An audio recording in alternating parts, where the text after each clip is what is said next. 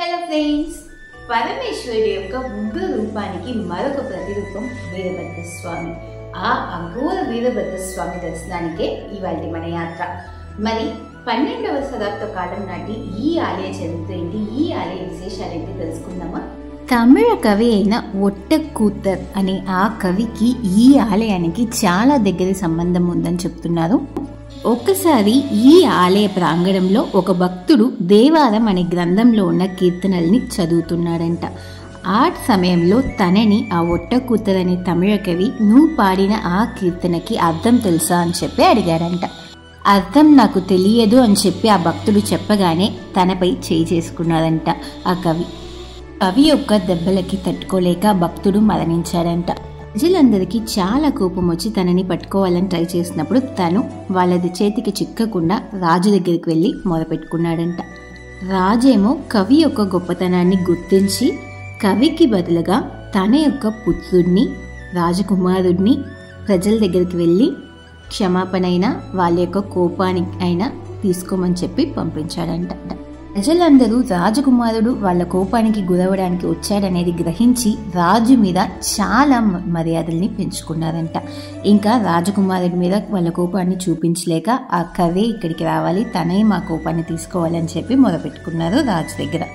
ఇంకా చేసేదేమీ లేక మళ్ళీ ఆ కవి ఈ ఆలయానికి వచ్చి ఇక్కడ ఉన్న భక్తులందరి దగ్గర నేను మీ యొక్క ఆగ్రహాన్ని తీసుకుంటాను, కానీ అంతకు ముందు నేను ఈ ఆలయంలోకి వెళ్ళి వీరభద్రస్వామి దర్శనాన్ని పొందిన తర్వాత మళ్ళీ బయటకు వస్తానని చెప్పాడంట.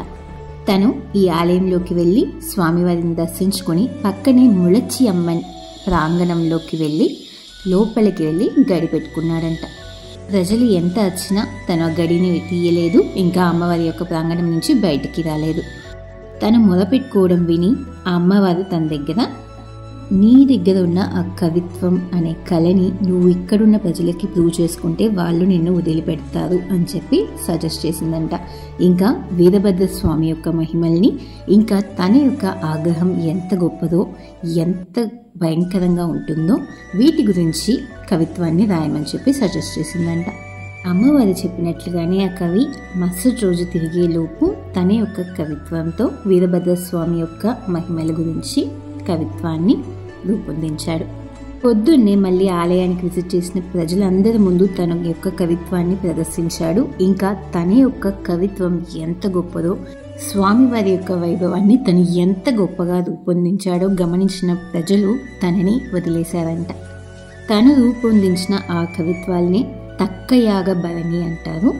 అందులో దక్షుడి యొక్క యజ్ఞంలో పార్వతీదేవి తనని తను ఆకృతి చేసుకోవడం, ఇంకా దాన్ని తట్టుకోలేక పరమేశ్వరుడు ఆక్రోషంతో ఉప్పొంగిపోవడం, వీటి గురించి చాలా క్లియర్గా ఎక్స్ప్లెయిన్ చేస్తున్నారు.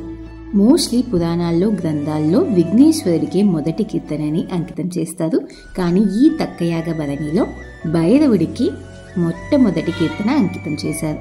తారాసురంలో చోళరాజులు నిర్మించిన ఐరావతీశ్వర స్వామి ఆలయాన్ని మేనేజ్ చేసే వాళ్ళే ఈ ఆలయాన్ని కూడా మేనేజ్ చేస్తున్నారు. ఆలయంలో గర్భగుడిలో అఘోర వీరభద్ర స్వామి, ఈ ఆలయాన్ని పంచాక్రోశ స్థలం అని కూడా అంటారు. ఇంకా విడిగా ఒక ప్రాంగణంలో పార్వతీదేవి భద్రకాళి స్వరూపంగా మనకి దర్శనమిస్తుంది. గర్భగుడికి సమీపంలో ఈ ఒట్టకూతర్ అనే తమిళ కవి యొక్క జీవ సమాధి కూడా కనిపిస్తుంది. ఇది ఫ్రెండ్స్ మన ఇవాల్టి యాత్ర. అతి పురాతనమైన పంచాక్రోశ స్థల అఘోర వీరభద్ర స్వామి దర్శనం మీకు నచ్చింటే తప్పకుండా లైక్, షేర్ అండ్ సబ్స్క్రైబ్ చేసుకోండి.